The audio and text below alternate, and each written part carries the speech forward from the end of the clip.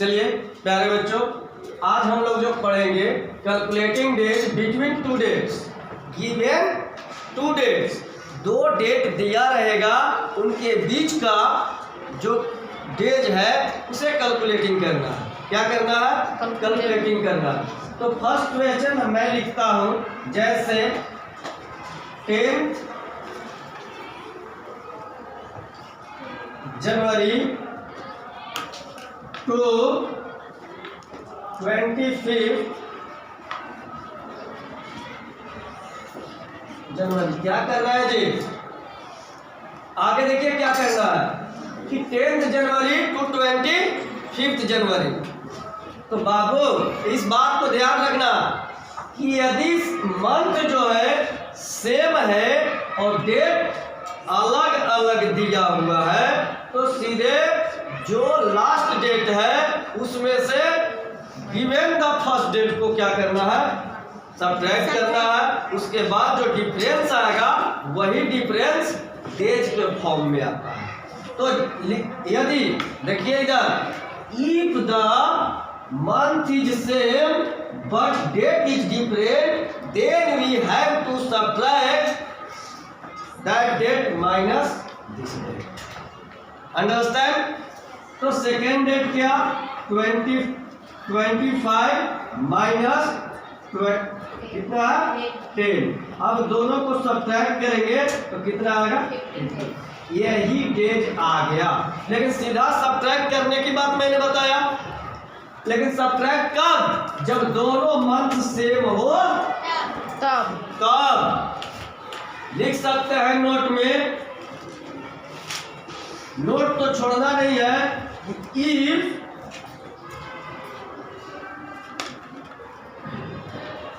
month is same and date is different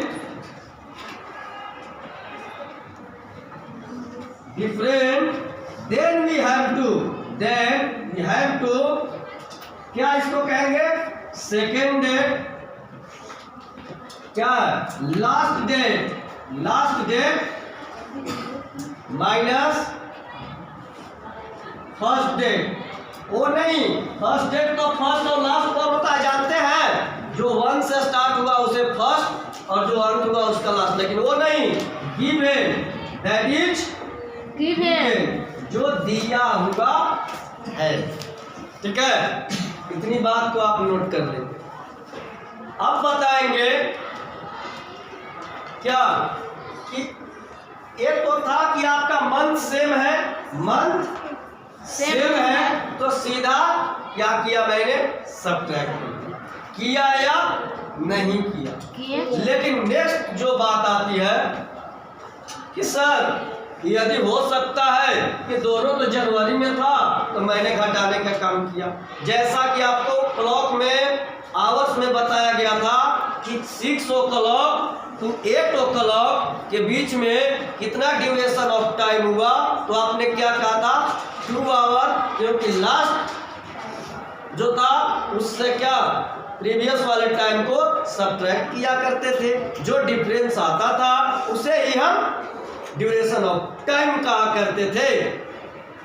आइए, इतनी बात समझ में आया होगा आप लोग को। लेकिन बाबू इस बात को ध्यान रखना है। क्या ध्यान रखना है? अब आइए, जो मैंने लिखवाया है वो काम आएगा। बस एक क्वेश्चन, ये बात किसी को समझ में आया है या नहीं? जी आया है। तो दूसरा एग्जाम्पल इस पर कौन बताएगा? बता दीजिए। 5 जनवरी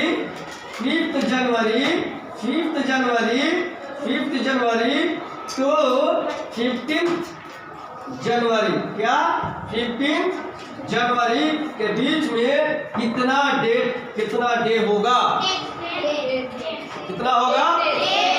10 होगा। कितना होगा? 10 होगा। तो किया का सब्ट्रैक्ट किया, लेकिन सब्ट्रैक्ट क्यों किया? कि दोनों का मंथ क्या है? इतनी बात समझ में आया? यस। चलिए, यही मुझे कहना था।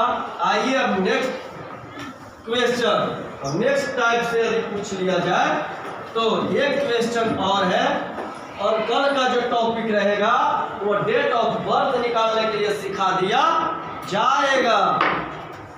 आइए भाई साहब, सेकेंड क्वेश्चन है, यहाँ जनवरी है, यहाँ जनवरी है और इसी को कर लिया क्या? फरवरी।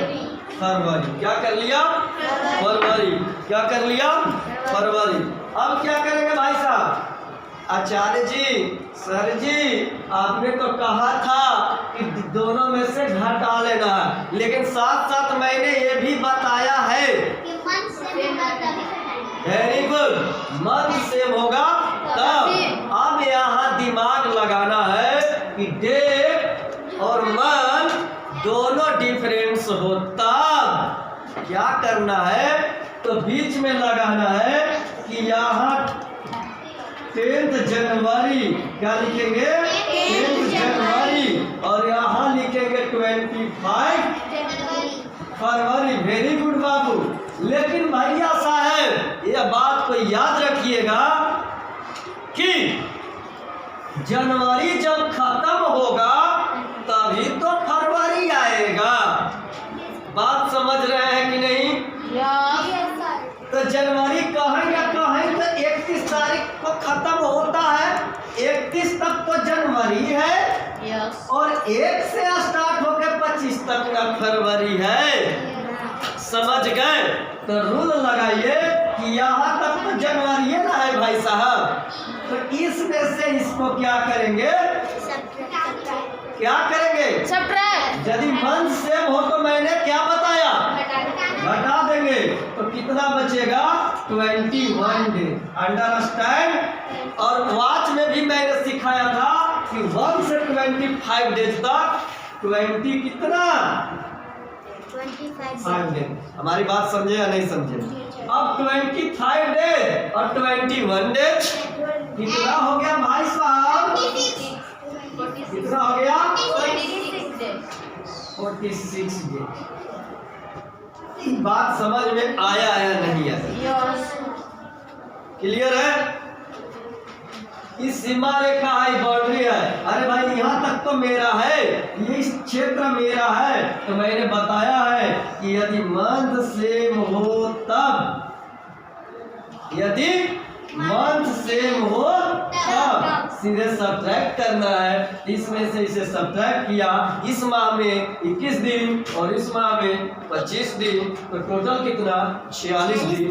अब बताइए, एक दिन का मजदूरी 100 रुपए है और वह आदमी 10 जनवरी से काम करना स्टार्ट किया, 10 जनवरी से काम करना स्टार्ट किया और 25 फरवरी तक काम किया, तो उसका पेमेंट कितना हुआ? 4600।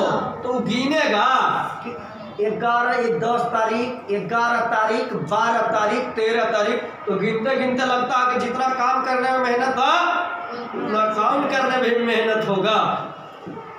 तो सीधा क्या करेगा कि बस 31 माइनस 20 डेज, और इधर वाले कितना किए हैं? 1 से 25 डेज, तो 5 डेज और 21 डेज, तो कितना होगा?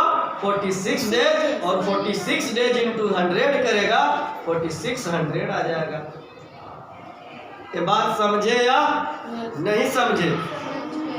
इसी पर आप लोग एग्जाम्पल, मैं तुरंत आप लोग से क्वेश्चन का आंसर खोजने जा रहा हूं, आप यथाशीघ्र जवाब देने के लिए प्रयास करेंगे, यथाशीघ्र, तुरंत। और कैसे से बता रहा हूं, देखिए इस क्वेश्चन को भी मिटाता हूं और आप आइए, स्वागत है। देखिए तो, रेडी और क्वेश्चन क्या है? 12 क्या? मार्च। 12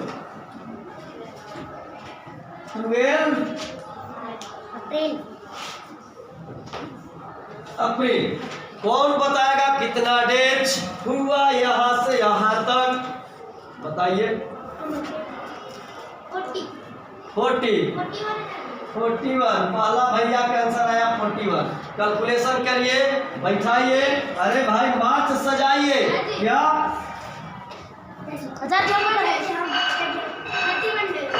30? Very good.